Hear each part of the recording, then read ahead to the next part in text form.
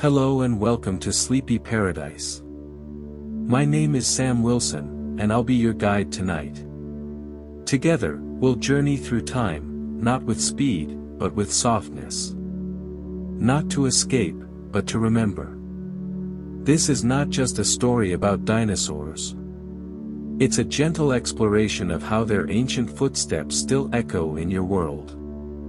In the wind that brushes your skin. In the warmth of your chest. And even in the quiet flutter of a bird outside your window. Let your body settle into stillness. Feel the rhythm of your breath, the soft weight of your blanket. Let your thoughts loosen like leaves drifting down a quiet stream. There's no need to reach forward or look back. You are safe here. You are curious, and you are calm. And now, you are ready. So close your eyes, or leave them half open, if that feels better. Let's begin with the world before clocks and questions. Let's begin with the time. When giants walked softly. Chapter 1, When Giants Walked Softly. It begins in silence. Not the silence of a quiet room, but the deep, breathing stillness of a forest untouched by human feet. The air is thick with warmth, with moisture, with green. Ferns as tall as your shoulders sway without sound. The trees are not trees as you know them, they are colossal, primitive, their bark shaggy and their leaves wide like open hands. They stretch into a sky not yet blue, but misted with the breath of a young earth. You are not alone here. Beneath your feet, the ground shivers. The earth is not just dirt and stone. It is memory, layered, living, and vast. You stand on the echoes of something enormous. A shadow passes overhead. Not fast like a bird, but slow, heavy, deliberate. The trees shift and bend slightly as something vast moves between them. You don't run. You don't need to. These giants are not chasing anything. They are simply being. This is a world before humans. A world before noise. A long-necked sauropod, taller than a building, moves with the grace of drifting fog. Its tail trails like a question mark through the undergrowth. Each footstep presses into the soil with a patience you can feel in your bones, like the slow beating of the earth's own heart. Its eyes are calm. Curious. Almost kind. Its body holds heat like a living furnace. Though long believed to be cold-blooded, science now tells us that many dinosaurs were warm-blooded, their bodies burning with life, a necessary fire to fuel such size, such movement, such presence. You walk alongside it in your mind, feeling the rhythm of its steps echo in your chest. There is no rush here. No ticking clock. Only breath, and balance, and the steady whisper of wind in ancient leaves. The world is different, yet familiar. You notice how the plants grow in thick, tangled patches. These are not flowers, but ferns, cycads, and towering horsetails, plants from a time before petals and bees. They do not bloom for beauty. They exist to reach, to breathe, to spread life. You touch a frond as wide as your arm, and it feels like velvet soaked in sunlight. Insects buzz gently in the background, giant dragonflies with wingspans wider than your head. They move like drifting thoughts, lazy and looping through the humid air. Back then, the atmosphere carried more oxygen, feeding not just the breath of creatures, but the size of wings and lungs. Everything was built bigger. Slower. Older. You pause near a watering hole. The surface is still, mirroring the clouds above. Ripples appear as a triceratops lowers its beaked face to drink. It doesn't notice you, or perhaps it does, and simply accepts your presence. Its skin is patterned like cracked stone. Its horns curve with quiet pride. This is not a beast of war. It is a creature of habit, of survival, of stillness. You sit on a mossy rock. The earth hums below you, not with noise, but with time. Everything here moves with purpose, but never with hurry. This is not a world of terror, as some stories tell. Yes, there are predators, silent ones with teeth and speed, but even they exist within a balance. A system. A dance. The Tyrannosaurus, with its thunderous legs and slicing jaws, does not roar through the trees just to frighten. It hunts, it lives, it sleeps. Like you. Like all life. You realize, slowly, that the fear we associate with dinosaurs is ours, not theirs. They are not monsters. They are memories carved into stone and starlight. And now, lying in the dark, you begin to feel the weight of their existence settling into your own. You come from this. From them. From Earth as it once was, vast and wild and free. Your bones are built on their blueprint. Your breath is borrowed from their forests. Your sleep, too, follows the rhythm of ancient hearts that beat in the dusk. As you drift, the sounds of the world fade softly. The rustle of leaves becomes breath. The distant calls become dreams. The footsteps of giants fade into the rhythm of your own slowing pulse. Somewhere deep within you, the memory of that time remains. The hush of the world before humans. The slow, steady life of giants. The knowledge that size does not equal noise, that strength can walk softly, and still change the world. And perhaps you wonder now, what the sky looked like before feathers ever took flight. Chapter 2, The Sky Before Feathers Took Flight. The sky above you is not the one you know. It is quieter. Not empty, but waiting. There are no birdsong melodies, no flocks dancing in synchronized arcs. No nests in branches, no sunrise chirps. Instead, the sky hovers like a held breath, a soft blue vastness brushed with early clouds and possibility. You lie beneath it now. Still, calm, breathing slowly. And somewhere in the great hush above you, a shadow passes. But it is not flying. Not yet. You turn your gaze toward a low ridge where small creatures dart between rocks and roots. Their steps are light, nimble, careful. They are not large like the giants you met before, but their movements speak of something else, a quiet cleverness. Their arms are feathered. Not with wings, but with plumes like brushstrokes, delicate and strange. Some shimmer with faint colors in the light. Iridescence, like oil on water, like a dream half remembered. This is where feathers begin. Not for flight. Not for sky. But for warmth, for display, for touch. Scientists once believed feathers meant flight. But now, we know better.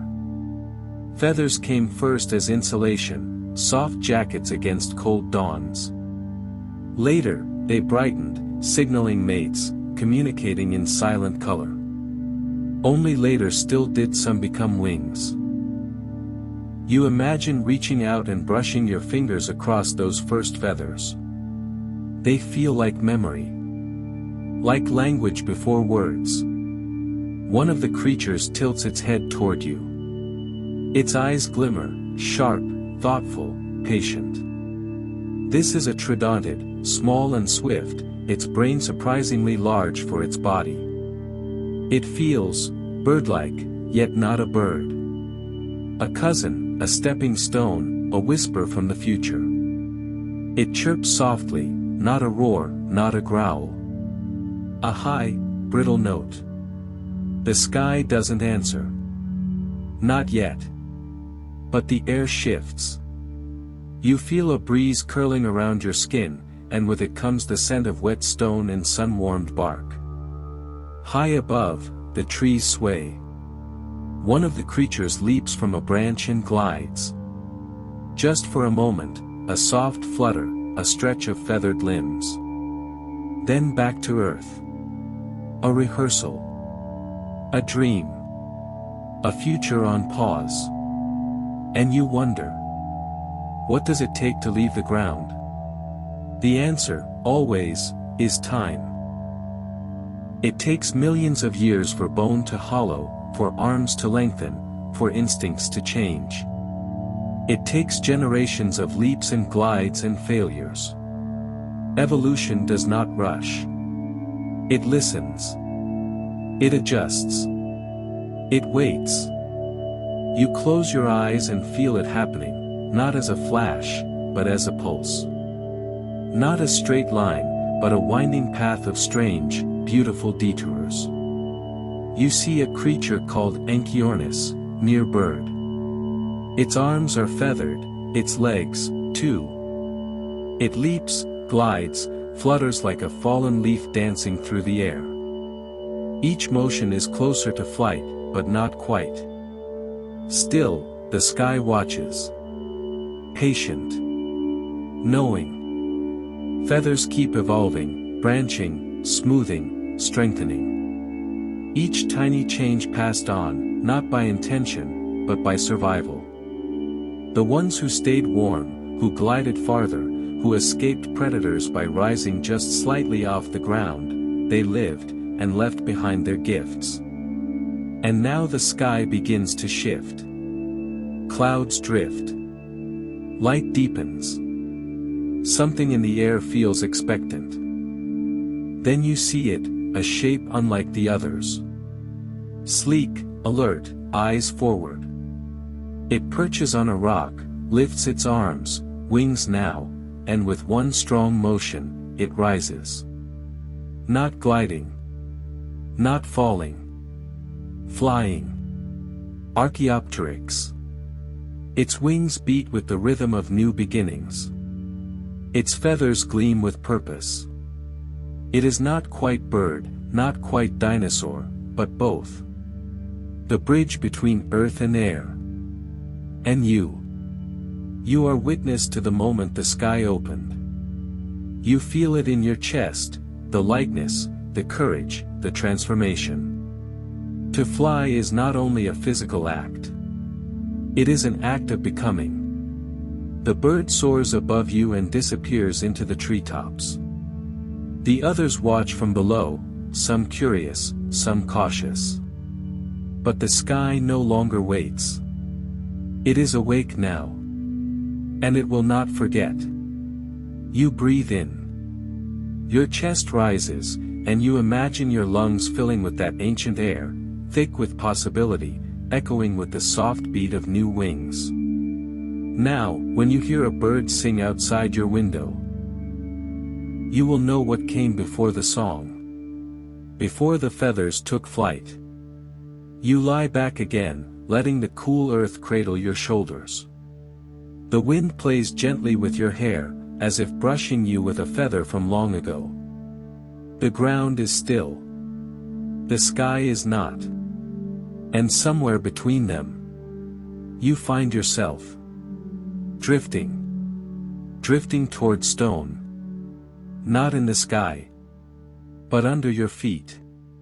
Chapter 3, Bones Beneath Your Feet. You walk across the earth every day, and rarely think of what lies just beneath. Under sidewalks, fields, oceans, and mountains. Beneath the roots of trees and the beds where you sleep. A story rests in layers of stone and dust. It is not loud. It does not shout to be known. But it is always there, patient, waiting to be remembered. Tonight, we listen. Close your eyes. Imagine your body growing still, heavy with comfort. As if slowly sinking downward, not falling, but settling. Through soil, through sand, through the cool hush of sediment. Let yourself drift beneath time. Below you, the earth holds its breath. Here lie the bones. Old bones. Ancient bones. Bones that once carried thunder across jungles and plains. The skeletons of titans, sauropods with necks like bridges, ceratopsians with frilled crowns, predators with knife-like teeth and dream-filled eyes. But not just bones. These are fossils. Not merely the remains of life, but life transformed. A fossil is not the thing itself, but the memory of it, turned to stone. It begins with a quiet ending, a creature falls. Not with drama, but with gravity. It dies, and the world does what it always does. It covers. It absorbs. It continues. Sediment flows in, grains of sand, volcanic ash, silt from ancient rivers. Layer after layer, like a blanket of time. And over millions of years, something astonishing happens. The soft parts vanish, dissolved, digested, faded. But the bones remain. Minerals seep in, slow as moonlight, replacing the organic material bit by bit. The bones become rock. The creature becomes story.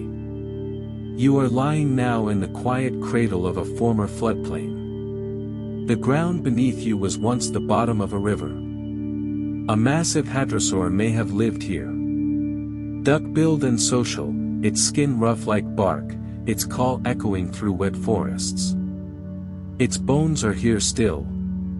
Not in the form of brittle ribs and scattered teeth, but preserved, precise, beautiful. Its femur holds the weight of millions of years. Its vertebrae curve gently like a musical phrase left unfinished. You reach out in your mind and touch the fossil. It is cool, smooth, firm. You feel not death, but presence. Fossils are not about what was lost. They are about what remains.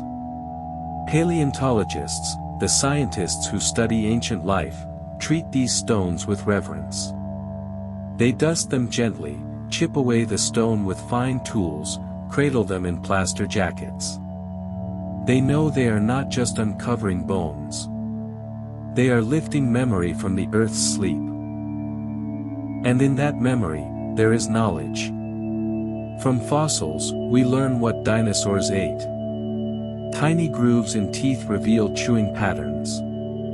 Stomach stones, called gastroliths, tell us how they digested plants. Even fossilized droppings, called coprolites, whisper the truth of what passed through their bodies.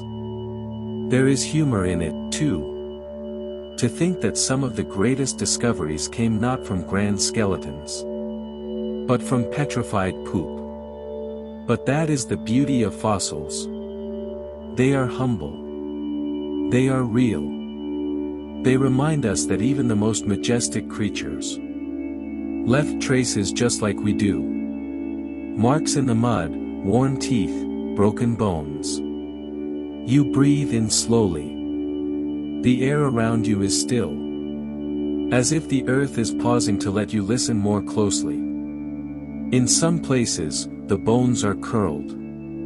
Juvenile dinosaurs sleeping in fossil beds. Heads tucked under arms, as if dreaming. Did they feel fear? Did they feel love? We can't know for sure.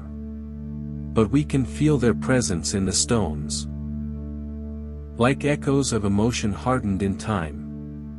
Fossils are not rare because life was rare. They are rare because preservation is a miracle. A delicate dance of timing, conditions, chemistry. And yet, the earth holds countless secrets. Entire deserts hide sleeping skeletons. Mountains hold teeth. Cliffsides carry wings pressed into stone. You may have walked above them. You may have stood on the back of a forgotten stegosaurus, without even knowing. And now, in the dark, you know. You know the ground beneath you holds the memory of thunder. You know the earth does not forget. You know you are connected. Not by fantasy, but by the quiet facts written in rock. As you drift deeper into rest, let the bones beneath your feet hold you up. Let their stillness calm your breath. Let their weight remind you that you are part of something endless. You are held in the palm of deep time. And time, like sleep, is a slow, patient teacher. You do not need to understand it all. You only need to listen. To lie still. To feel. Because just beneath your feet, the forest is returning. The trees are growing again, not outside, but in your mind. The world is getting greener. You feel it rising around you now. The warm, heavy breath of plants that knew the dinosaurs and fed them. Chapter 4: The Breath of an Ancient Forest. Breathe in. Feel the air slide softly into your lungs, slow and warm, like water settling into a quiet stream. Now imagine this same breath, but thicker, richer, full of something ancient. You are walking now through a forest not shaped by oaks or maples or pine, but by giants of another kind. The leaves around you are wide, waxy, deep green. They do not shimmer or fall in gentle spirals. They stand tall and firm, like blades of time. This is not a forest made for poetry, not in the way we think of forests now. It is dense, wet, fragrant with life that breathes in rhythm with the planet. There is no birdsong. Only the whisper of wind through fronds, and the soft sighs of towering ferns. You reach out and touch one. Its surface is smooth, almost rubbery. This is a cycad, a kind of tree that predates flowers. Older than bees, older even than birds. Cycads have been here for over 280 million years.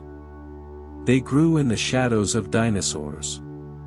And remarkably, some of them still grow today. You may have passed one and not known it. In a garden, a greenhouse, a corner of a quiet street. You may have walked past a living fossil and not felt the pulse of ancient sunlight glowing in its leaves. But here, in this forest of memory, you see them clearly. They rise with a calm strength, their cones heavy with seeds. Beside them, horsetails stretch upward like spindly bamboo, and club moss carpets the earth in soft, spongy layers. There are no flowers, not yet. No blossoms or fruit. Only green. Endless, breathing green. This is the kind of forest that fed the giants. Long-necked sauropods push gently between the trees, browsing from treetops, stripping leaves with teeth shaped like combs. They do not roar. They do not rush. They eat in silence, tons of plants every day, and leave the forest intact. Life gives, and life takes, and the breath of the forest continues. You kneel to touch the soil. It is rich and dark and moist. And in it lives the secret to everything. Carbon. Plants are not just decorations. They are machines of transformation. They take in carbon dioxide and give back oxygen. They exhale what you inhale. They turn light into life. And millions of years ago, when the forests were denser, wetter, and wider than anything today, they did this at a scale we can hardly imagine. During the Mesozoic era, the time of the dinosaurs, the air was filled with more oxygen than today. Some scientists estimate it may have been over 30%, compared to our current 21%. You breathe in again. Deeper now. Imagine air so rich, so full of possibility, that it could feed dragonflies with wings the size of falcons. The forest then was not just alive. It was loud with chemistry. And yet, it held a softness. It cradled life, wrapped each species in a green cocoon of growth and warmth. It did not need to be dramatic. It only needed to breathe. You pass a stream winding through the trees. Its water is clear and shallow, curling gently over stones. You notice the footprints of a dinosaur pressed into the mud. 3 toes, webbed slightly, like a bird's. Perhaps it drank here hours ago. Perhaps it will return again tomorrow. The forest doesn't erase. It remembers. Its breath carries pollen, spores, and signals. Trees speak in chemicals, warning each other of danger, sharing resources through roots and fungi. A hidden network beneath your feet that binds all things together. Even now, modern forests do this. But the ancient ones? They whispered across miles. You lie down beneath a tree whose name you don't know, whose ancestry stretches farther than memory. Its trunk is thick, ridged with age. It has survived floods, fires, shifting continents. And in its leaves, in the oxygen it gives, you find your own breath again, slower now, softer. In this forest, you are not separate. You are not visitor. You are kin. Your body, like the trees, is carbon and water and light. The air that fills your chest once touched the mouths of dinosaurs. You breathe it now not in fear, but in reverence. And as you exhale, you give something back. A little warmth, a little carbon. A thread of yourself returned to the rhythm of the green. Above, the canopy sways. You can't see the sky from here. But you don't need to. The light that filters through the leaves is enough. It dances gently across your skin like stories long forgotten. And somewhere in this deep, green stillness, you begin to wonder. What would it be like to feel your heart beat as slowly and strongly as a creature the size of a house? What would it feel like to carry the warmth of the sun in your chest? Chapter 5. A heartbeat the size of a room. Can you feel it? The quiet rhythm in your chest. Soft, steady, patient. It thumps not to startle, but to soothe. Not to rush, but to remind you that you are alive. And somewhere in the long corridor of time, another heart beats beside yours. Imagine it now. Deep within the chest of a creature taller than a house. Longer than a city bus. Weighing more than a herd of elephants combined. A sauropod. Its neck arcs like a slow-moving river toward the treetops. Its lungs fill with air warmed by ancient sunlight. And within its massive body, a heart beats the size of a room. Not metaphorically, but truly, physically. Some estimates suggest a sauropod's heart may have weighed over 400 kilograms. Roughly the size of a modern-day bathtub. Or more. To pump blood up that impossibly long neck. To nourish a brain perched stories above the ground. That heart had to be strong. But not frantic. Not chaotic. It had to be calm. Efficient. Endlessly patient. You place your hand on your own chest now. Feeling your pulse like a knock on a door from long ago. Thump, thump. That rhythm is not so different from the one that lived inside the dinosaurs. Your heart is smaller, yes. But it carries the same ancient wisdom. To beat. To flow. To sustain. Think about this. Every heart, no matter the size, moves in response to an electrical whisper. An impulse so gentle it barely exists. And yet, it commands the dance of blood and breath. The dinosaur's heart did the same. Inside that great body, veins the width of tree roots stretched from organs to limbs. Arteries pulsed like rivers. And the heart, tucked deep in the chest cavity, kept everything moving, slow, strong, and sure. You may imagine such a creature as a roaring beast. But in truth, its body was symphonic. A quiet engine tuned perfectly to survival. Even the resting breath of a giant mattered. Some scientists believe sauropods had a bird-like respiratory system. Air sacs and hollow bones that allowed for constant airflow. A system not of in and out, but of through. Continuous breath. Continuous life. You feel your own breath now.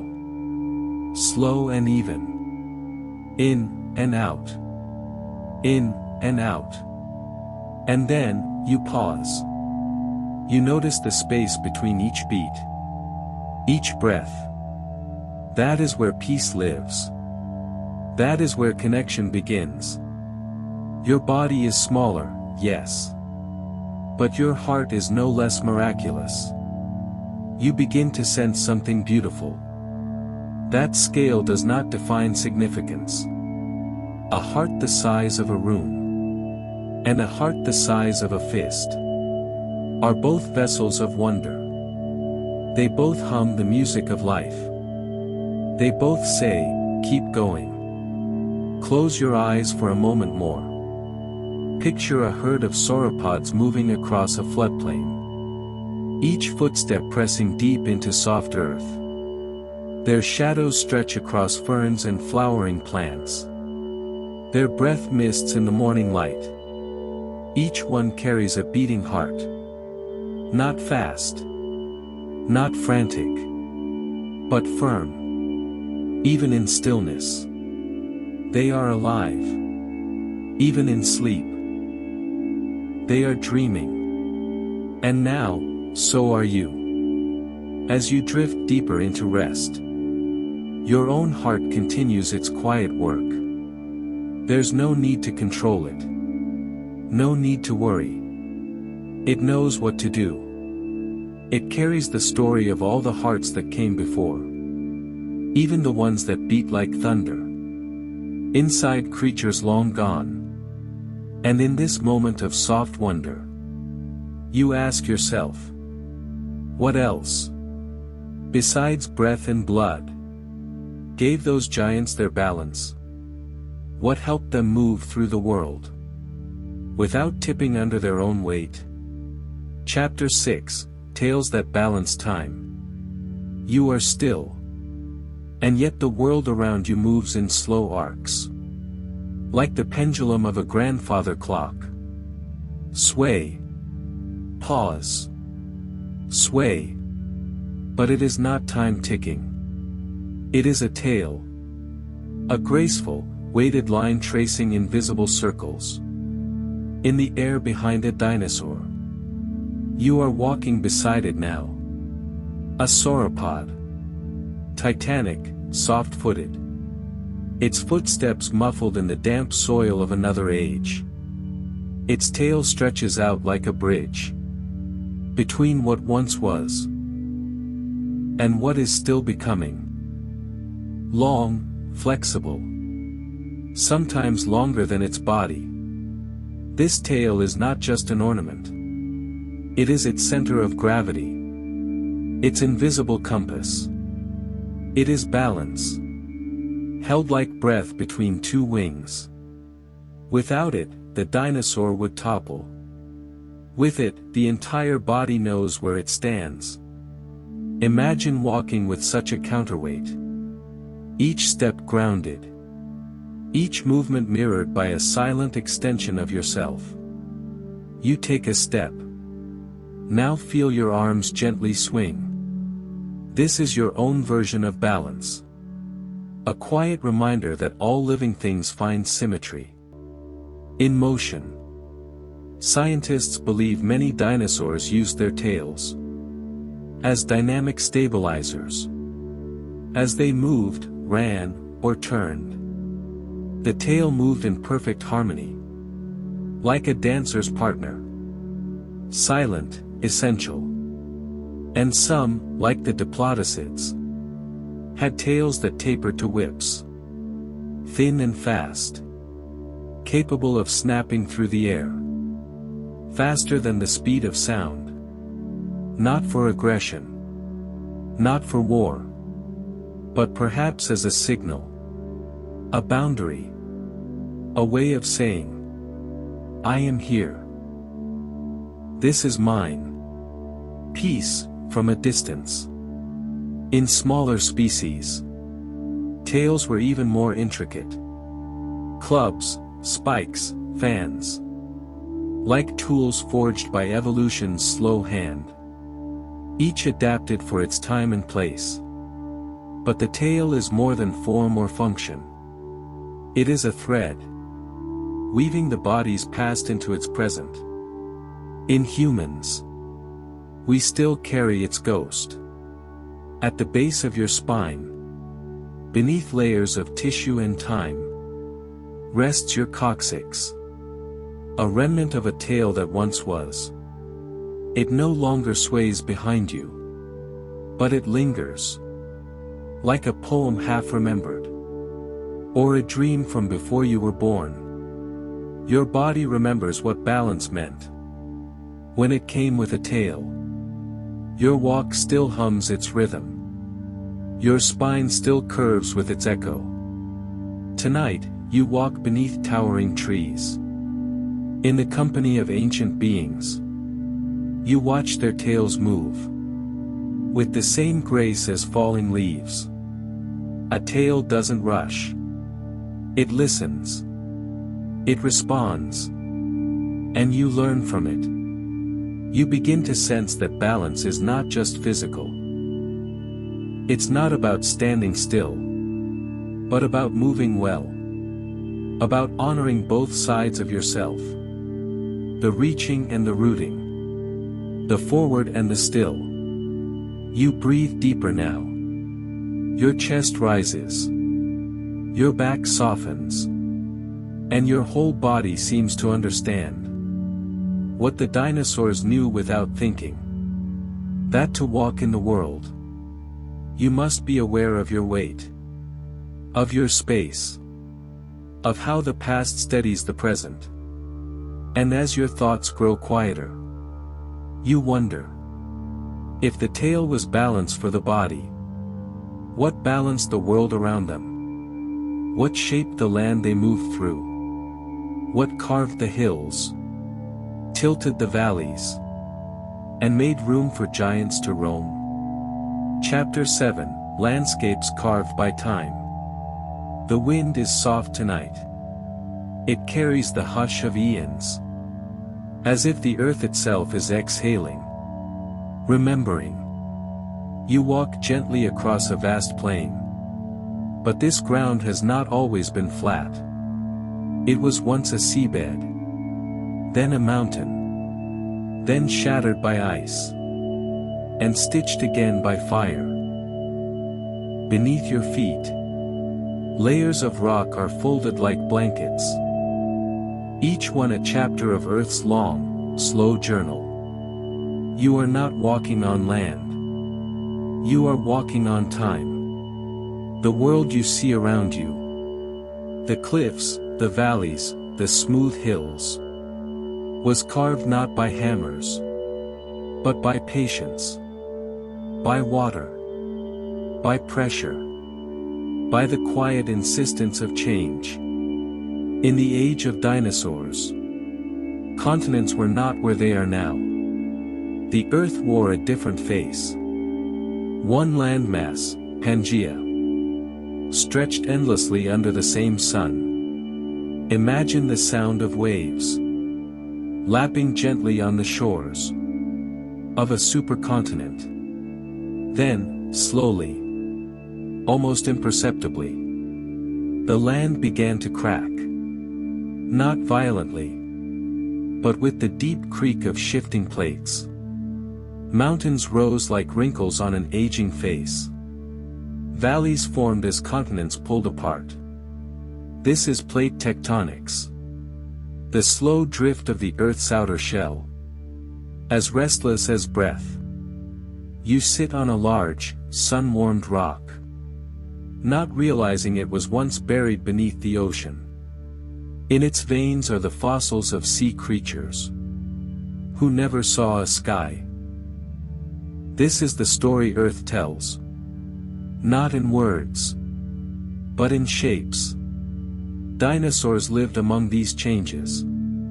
They walked on shifting land, navigated rising mountains, and drank from rivers that flowed where deserts now sleep. They adapted, not to one world, but to many.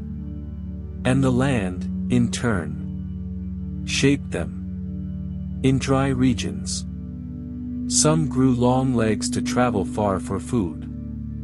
In swampy deltas, others developed wide feet to move gently over soft, sinking ground. The earth was not just their home. It was their sculptor. And you feel this too. The way your body adjusts to the curve of the earth, to the incline of a hill, to the stillness of a quiet cave. You feel how the ground holds you, how your own weight belongs to it. There is no separation, only belonging. Close your eyes. Now picture the Grand Canyon, not as a place tourists visit, but as a scar left by time. Each layer of exposed rock is a page in a geologic novel. And in those pages, dinosaurs are not just characters. They are part of the ink. In some of these places, their footprints remain, pressed deep into stone. Fossils are not always bones. Sometimes, they are stories told in clay. A bend in a river where herds once gathered. A slope where one slipped. A floodplain where life blossomed and vanished. You walk now into a shallow canyon. Its walls the color of dusk. The air is cooler here. Still. It smells of earth and memory. As you run your fingers along the stone, you wonder how many suns it has seen. How many creatures it has watched rise and fall. The earth is not a stage. It is a participant. It grows. It breaks. It heals. And in doing so, it makes space for every form of life to try. And try again. So much change. So much shifting. And yet the stars remain. Look up. Even the sky has shifted. In the age of dinosaurs, the moon was closer. Tides were stronger. The days were shorter. Time was a little more hurried. Even if life moved slowly. And now, as your breathing softens, as your body yields to gravity, you feel something stir beneath your thoughts. A question. If landscapes shaped the creatures who lived upon them, if Earth sculpted the dinosaurs, what sculpted the Earth? What invisible hand pushed mountains up and pulled oceans wide? Could there be something deeper still? Chapter 8, The Fire Below, Earth's Molten Heart. There is a warmth that never reaches the skin. It lives far below. Deep under stone, deeper than memory. You lie on the quiet ground, And if you could listen hard enough, you might hear it. The low, endless hum of the earth's molten heart. It is not a fire like the one in your hearth. It does not flicker or crackle. It swells. It breathes heat through stone and iron. You begin to drift downward. Not falling, but floating gently. Through layers of earth. As if sinking into a soft bed of time. First, the crust. Thin and brittle. A shell of cooled rock where life walks and wonders. Then the mantle. A vast sea of slow-moving rock.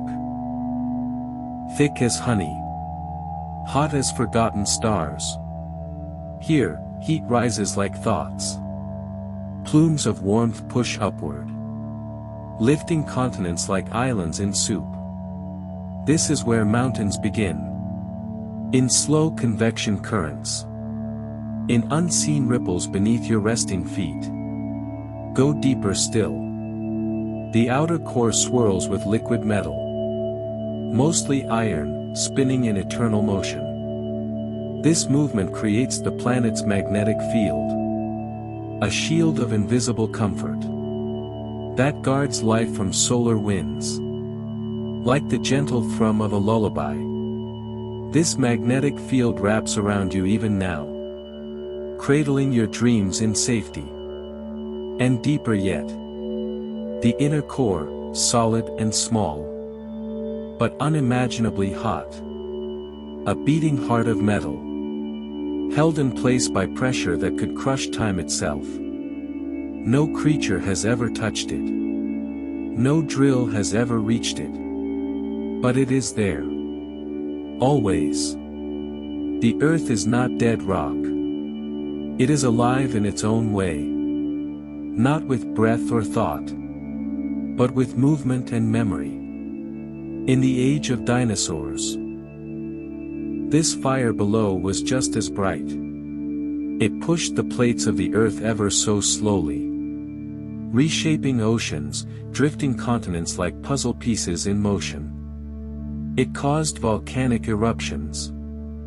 Fountains of molten stone. That gave birth to new land. And sometimes ended life above. But endings are not always cruel. From ash, forests rise. From lava, islands are born. The fire below destroys. But it also creates. Dinosaurs, too, felt this pulse. They walked lands still cooling from eruption. They nested in warm soil. Heated by underground springs. Some may have fallen to the force of sudden fire. Others may have survived because of it. You picture a vast volcanic plain. Steam rising in the dawn. A lone dinosaur lifts its head. Watching the red glow on the horizon. It does not run. It waits. Even in danger, it senses something timeless. This inner earth. This hidden heat. Is not chaos. It is rhythm. The slow dance of atoms under immense pressure. The flow of energy without eyes or mind. Yet still, purposeful. You imagine standing still on a patch of earth. Where magma once rose. The soil is rich now. Green things grow. Insects hum. The fire, long gone from sight. Still feeds the life above. And isn't that what warmth does? It nurtures. It shapes. The same heat that boils water. That lights a campfire. That warms your hands. Is cousin to the energy that forged the earth's bones. As you drift here in thought, you realize you are not separate from this deep interior world. The iron in your blood comes from the same stellar furnaces that now swirl in Earth's center. You carry the fire inside you. Even now. As sleep begins to draw close, it glows behind your ribs. It flickers in your mind. It is ancient. And it is yours. So the next time you feel stillness under your feet, remember what lies beneath. A molten sea. A magnetic rhythm. A center that never sleeps. And maybe, just maybe, the heart of the earth is not so different from the heart within you. But what happens when this fire grows too bold? When pressure builds and seeks release? That is where our path leads next. To a moment of great eruption. A day the dinosaurs could not escape. Chapter 9, Ashes in the Sky, the day the world changed. The day begins as many have before. Soft light filtering through thick, fern-like trees. The air thick with the breath of green things. And the rhythmic sounds of creatures waking. You walk beneath towering cycads.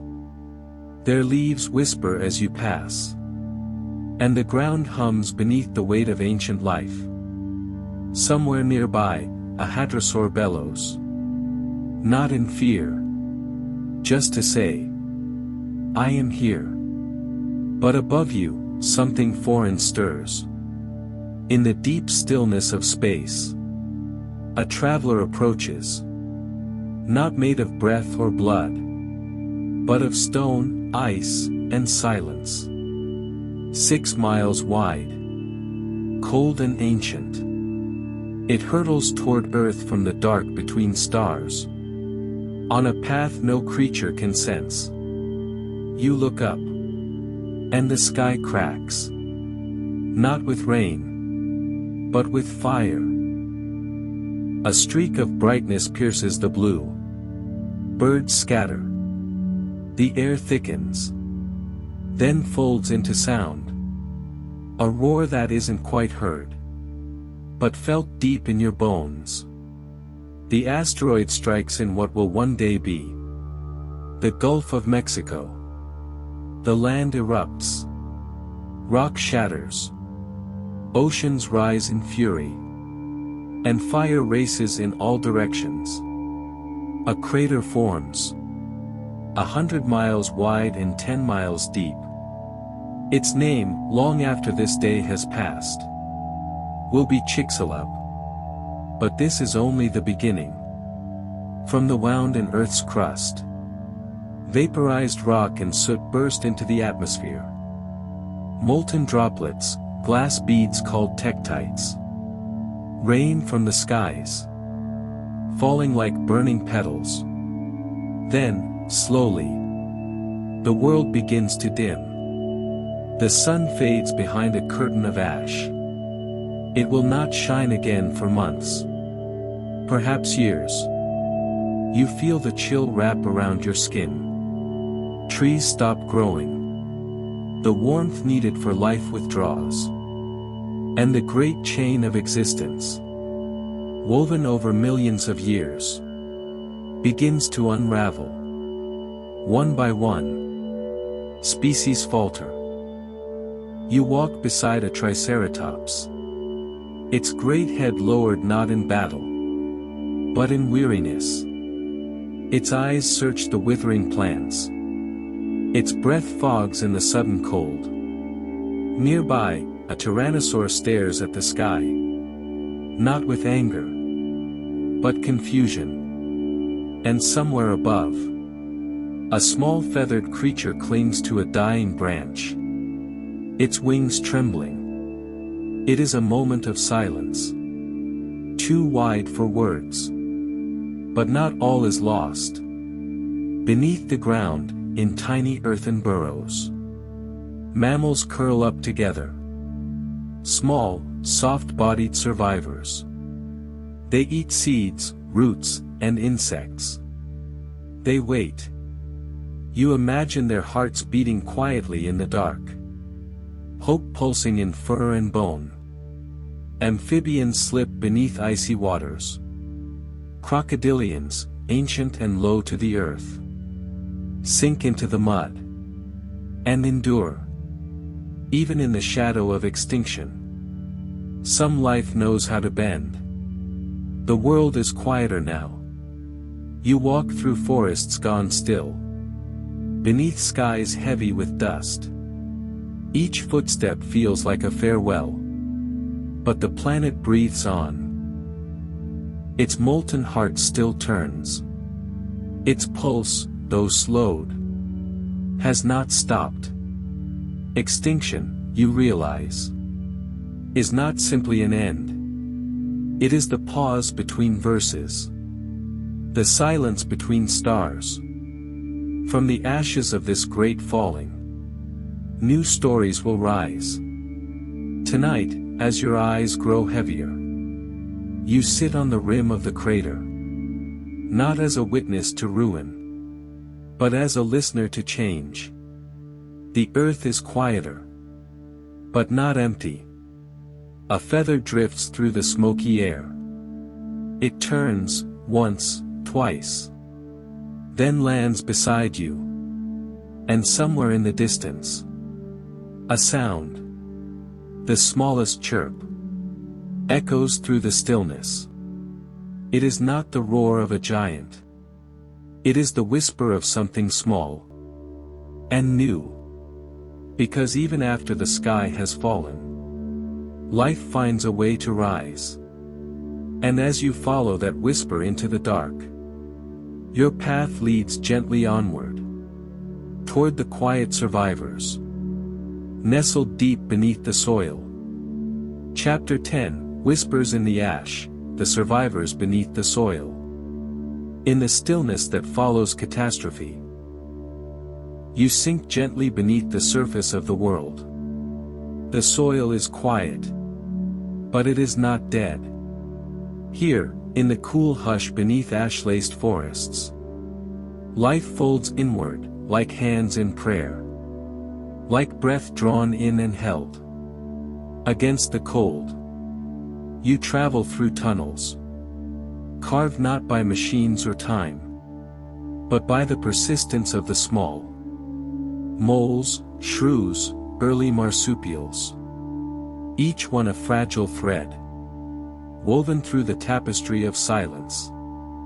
Their hearts beat fast, fluttering like moths, their bodies, soft and low to the ground, nestling into burrows lined with fur, feathers, or moss. They do not rage against extinction. They endure it. You pass a mammal, no larger than your hand, curled tight around its young. Its breath is steady, its warmth, borrowed from the body beside it. In this darkness, survival is a quiet thing. Above, the skies remain dim, but roots still reach into the earth, searching for what light and water remain. Plants adapt. Some shrink. Some grow deeper. Ferns unfurl from blackened stumps, and deep beneath your feet, fungi bloom like stars underground. They stretch in threads thinner than hair, connecting tree to tree, plant to root, life to life. The mycelium whispers beneath the ash, a web of memory, a quiet intelligence older than words. This fungal network does not mourn the fallen. It recycles them. A toppled tree becomes food. A creature's last breath feeds 1,000 new lives. In silence, you walk gently here, where the past becomes the soil of the future. Even the reptiles, those who once watched dinosaurs reign, hide in riverbanks and caves, slowing their hearts, as if waiting for the sun to return. Turtles bury themselves in mud. Crocodilians drift under ice-crusted waters, their eyes just above the surface, unblinking. They do not fear extinction. They have seen it before. For millions of years. These creatures have survived fire, flood, famine. Not through strength, but through stillness. You run your fingers through the soil. It clings to your skin, like a story not yet told. And you begin to see that survival isn't always grand. Sometimes, it is small and soft and slow. A seed waiting for spring. A breath held in sleep. A heartbeat beneath 1,000 layers of time. In the distance, a small mammal stirs. Its whiskers twitch. Its nose sniffs the wind. It emerges, just slightly, into the gray light of a cooler world.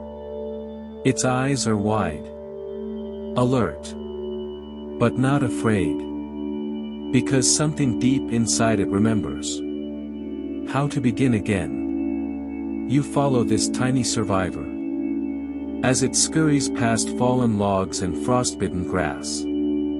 Its steps are light, but each one leaves a mark. In the new story Earth is beginning to write.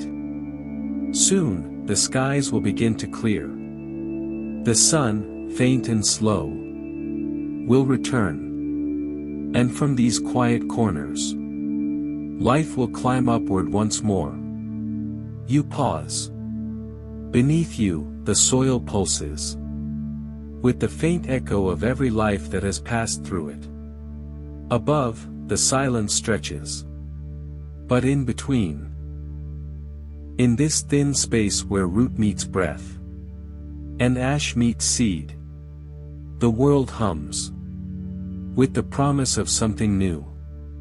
Not loud, not urgent, just, ready to rise, slowly, from the places it has been hiding. And as you lie back in the warmth of the earth, your body sinking into memory and moss, you feel the beginning stir. Not with roar or blaze, but with the tiniest whisper of pause on soil, of green from gray. A new dawn lies just ahead, carried on the backs of the small and the steady. Chapter 11, A Feather in the Wind, the Flight That Survived. A feather catches the wind. It spins slowly, lazily, as if remembering how to fall. It drifts across a landscape both broken and reborn, carrying the lightness of flight and the heaviness of time. You tilt your head back. The sky stretches pale and thin above you. But in the distance, there it is. A wing beat. Then another. A silhouette gliding through the dawn. The world below is quiet. But up here, in these gentle layers of air, life moves with grace again. You follow the bird. Small, brown, unremarkable to some. But to you, it is a miracle. Because it is a dinosaur. Not in myth. Not in metaphor. But in lineage. Every flap of its wing echoes the thunder of ancient feet. Its beak, once a snout. Its feathers, once armor against time. You float beside it. Together, you trace invisible currents, riding thermals that lift you higher. Higher into the blue. Its body is light. Its bones hollow. A design perfected for endurance. Not just speed. You pass over valleys still scarred from extinction. Fields where silence once ruled. But now, there are nests tucked into trees. And soft chirps that break the hush. The birds remember. But they do not grieve. They build. They sing. And their songs, light as breath, weave through branches like prayers. You rest among them, perched gently on a bough. A mother bird feeds her young. each open beak a cry of hope. They do not know how close the world came to ending. They only know morning and the warm shelter of leaves. You notice how feathers shimmer in the light. Not merely for flight, but for warmth, for display, for the language of survival. Long ago, feathers were not just for soaring. They were communication. They were insulation against cold nights, or signals to a mate in spring. Each one is a story written in keratin. Each color, a whisper of adaptation. You drift now into the memory of a forest, where birds evolved from toothy ancestors, from creatures that ran on two legs, and hunted in packs. You imagine them. Archaeopteryx, with claws on its wings, leaping from tree to tree in bursts of air. It did not know it was becoming something new. It only followed instinct. And yet, over time, that instinct gave rise to flight. Back in the present, you glide with swallows and wrens, past cliffs and rivers, through fog and soft rain. Every wing beat is an act of remembering. Every chirp is a thread in a tapestry of survival. Because not all the dinosaurs died. Some shrank. Some softened. Some sang. And in doing so, they learned to live again. You rest now on a cloud's edge. The world is quiet up here. There are no engines. No cities. Just the hush of wind and wing. The bird beside you dips into a spiral, then levels out again, gliding with effortless grace. It does not fear the sky. It belongs to it. You think about how this creature, so small, carries the memory of giants, not as burden, but as blueprint. Its heart beats fast, faster than yours. But it is not afraid of rest. In the treetops, it sleeps on one leg, head tucked beneath wing, floating in dreams stitched from instinct. And you, too, begin to feel the pull of sleep. The feather that started this journey lands softly on the ground below, settling into moss, like a bookmark in time.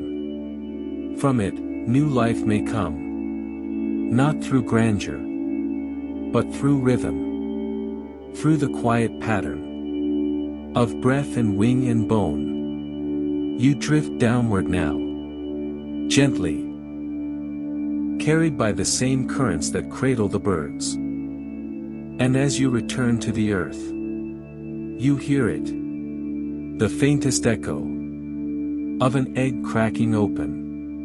A new voice joins the song. The sky is no longer silent. It remembers. But what of the land below?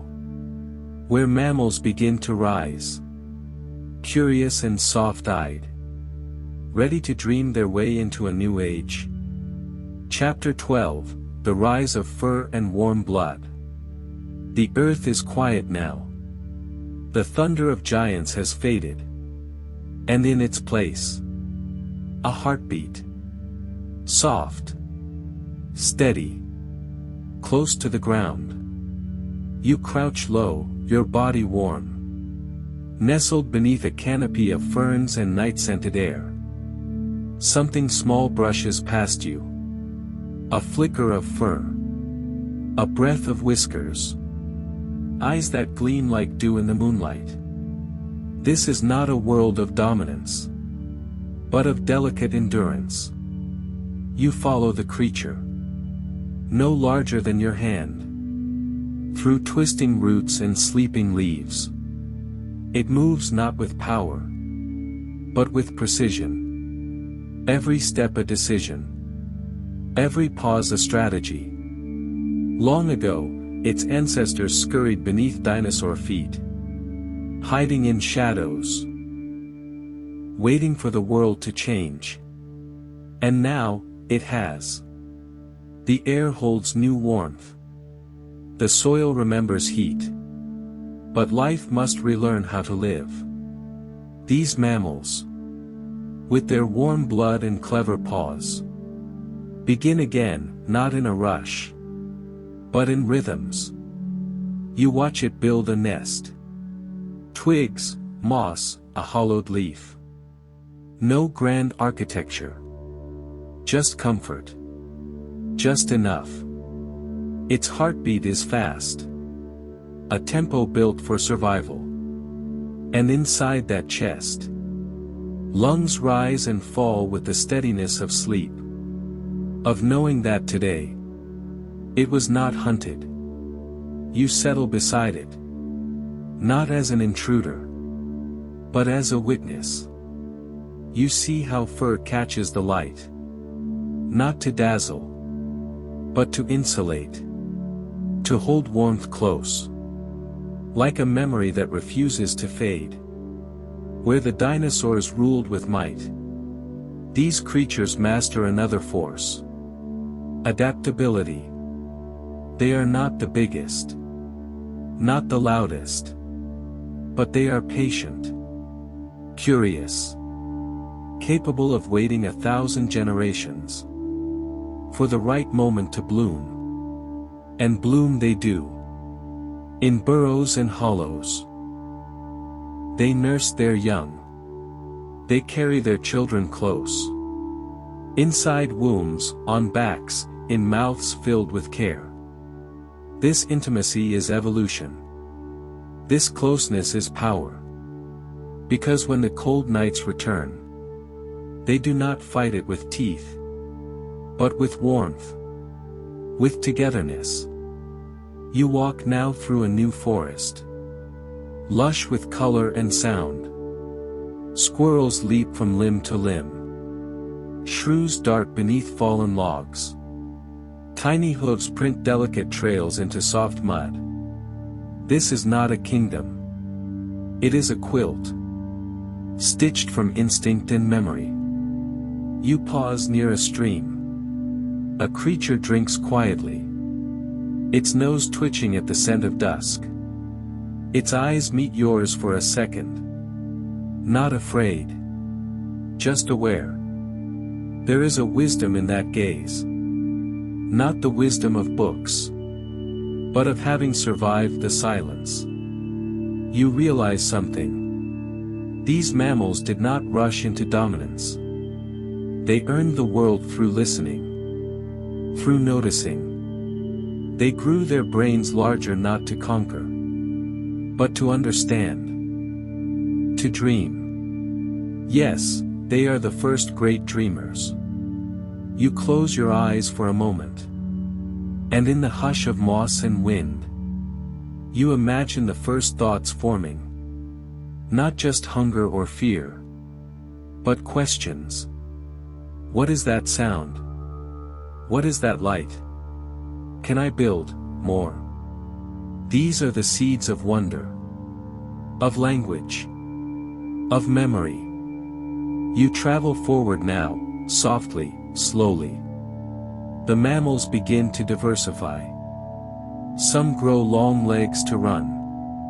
Some grow claws to dig. Others take to the water. Their fur adapting to wetness. Their limbs to the rhythms of waves. The world is becoming complex again. Not in size, but in ideas. And within that complexity, you feel the beginning of story.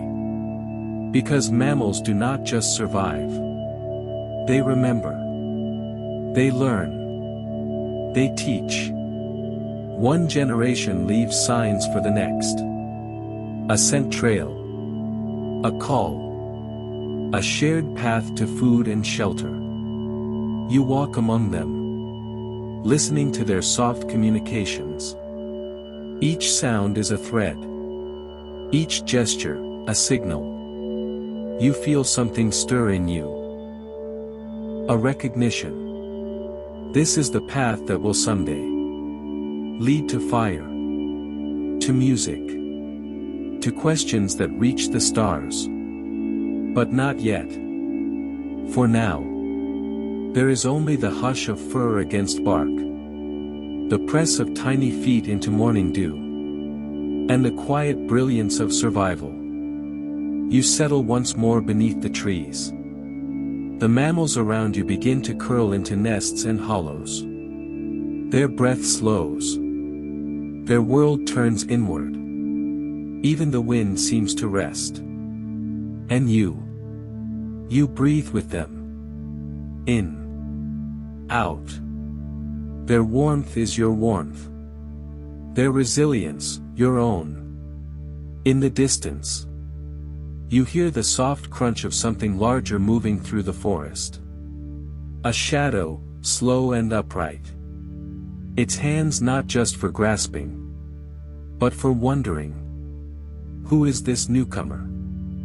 And what dreams will it carry into the still waking world?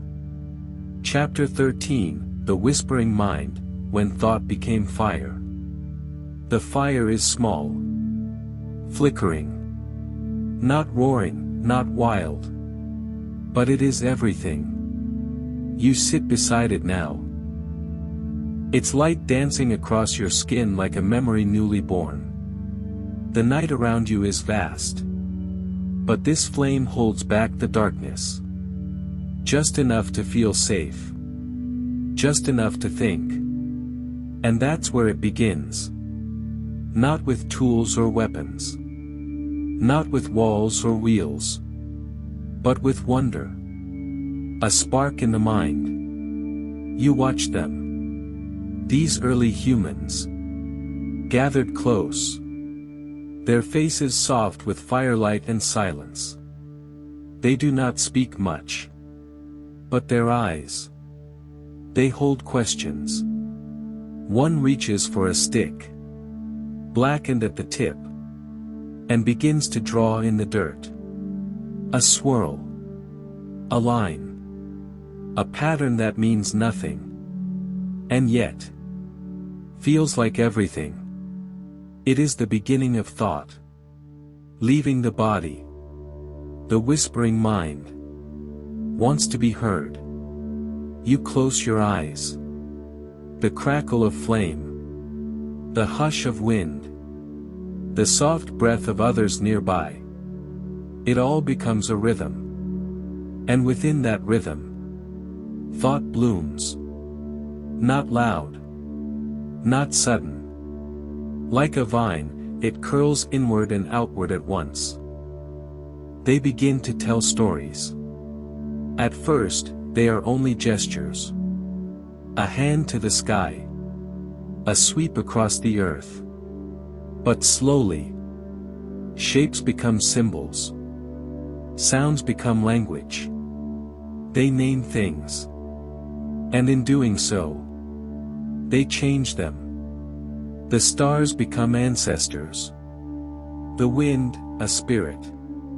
The cave, a womb of dreaming. You follow them into these caves. The walls glow with ochre, charcoal, and memory. Animals run across stone. Hands leave their ghostly prints. Eyes, wide and watching, are drawn with care. This is not survival. This is expression.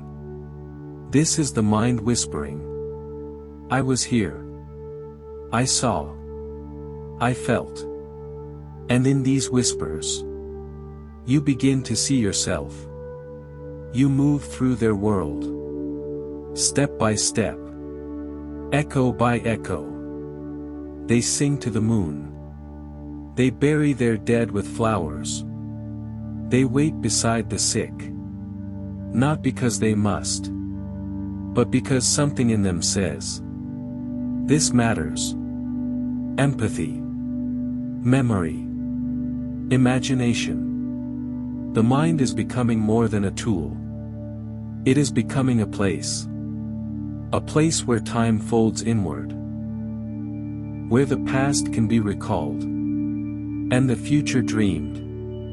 You sit with a child, watching their eyes follow a bird across the sky. They do not reach for it. They simply wonder. What is flight?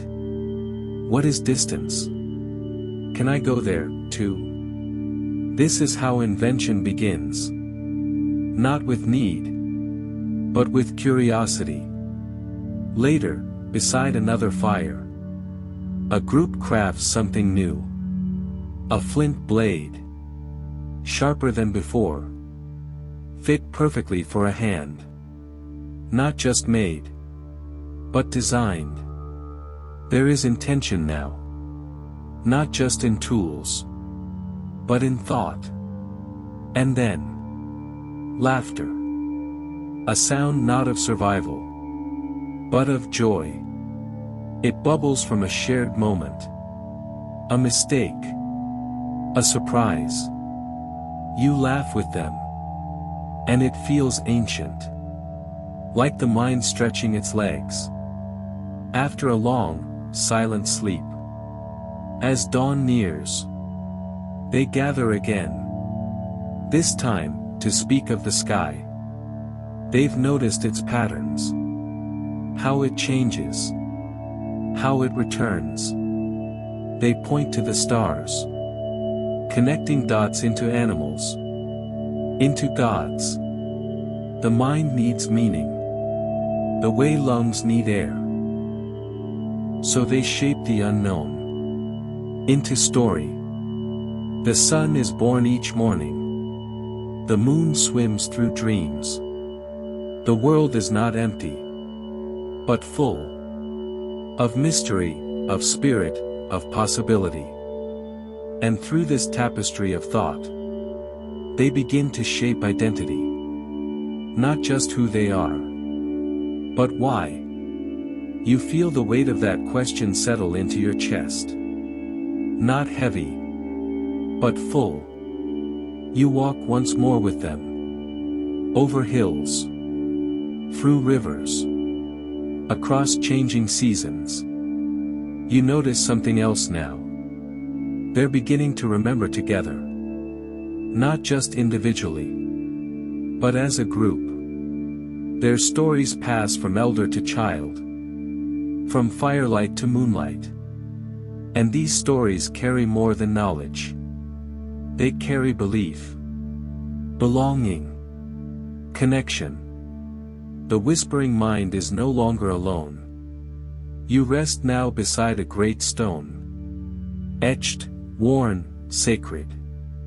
Someone placed it here long ago. Facing the sunrise. A marker not of territory, but of meaning. It does not speak, but you feel its silence. And in that silence, you hear the mind's next question. Where do we go from here? Because thought, once awakened, does not stop. It reaches. It builds. It dreams of something just out of reach. Like a bird at the edge of a branch. It prepares to leap. You feel the wind shift. There is a new scent in the air. Of grain. Of smoke. Of something being tamed. The age of wandering is ending. The age of belonging is beginning. But with every home built, a new challenge waits. Hello, dear dreamer. If you've made it this far, your mind has journeyed gently across eons. From the hush of ancient forests to the flicker of the first human flame. You've walked beside giants. Traced the breath of stars. And listened to the quiet birth of thought itself. And now, as you drift between waking and sleep, know that you carry all of it within you. Every echo of earth, sky, and memory. This world we wandered through together tonight isn't just history. It's home. So breathe in slowly. Feel your body sink deeper. And let your mind rest. soft and still. Like moonlight resting on a quiet river. Tomorrow, we may explore again. But for now, you are safe. You are whole. You are exactly where you need to be. Good night. From me, Sam Wilson. And everyone here at Sleepy Paradise. Milky Way until next time.